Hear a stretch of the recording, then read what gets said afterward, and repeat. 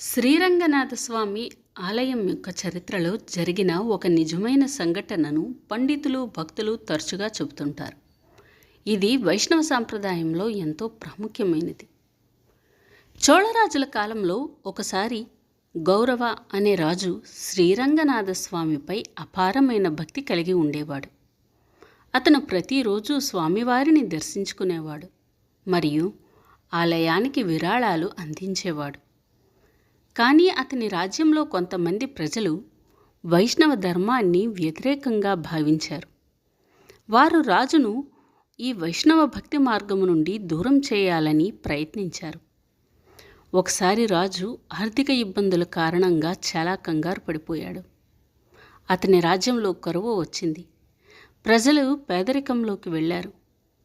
కానీ ఆ రాజు స్వామివారిని నమ్మి తన దగ్గర ఉన్న చివరిగా ఉన్న నగదును ఆలయానికి విరాళంగా ఇచ్చేశాడు.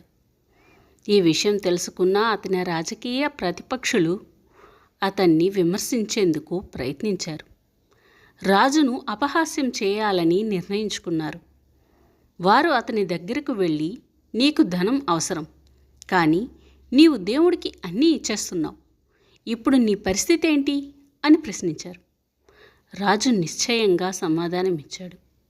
శ్రీరంగనాథస్వామి నాకు భరోసా, ఆయనకు ఇచ్చింది ఏదీ వృధా కాదు అని చెప్పాడు. ఆ రాత్రి శ్రీరంగనాథస్వామి ఒక వృద్ధ బ్రాహ్మణ వేషంలో రాజుగారి గదిలోకి ప్రవేశించాడు.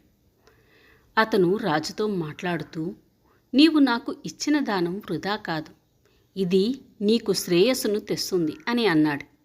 ఆ బ్రాహ్మణుడు రాజుకు ఒక చిన్న బంగారు నాణెం ఇచ్చి వెళ్ళిపోయాడు. ఆ బంగారు నాణ్యాన్ని అందుకున్న వెంటనే అది ఎంతో విలువైనదిగా మారిపోయింది. మరుసటి రోజు అతని రాజ్యంలో ధనసంపద పెరిగింది. వర్షాలు కురిశాయి. భూద్రవ్య సంపద పెరిగింది. ప్రజలు సంతోషంగా జీవించడం ప్రారంభించారు.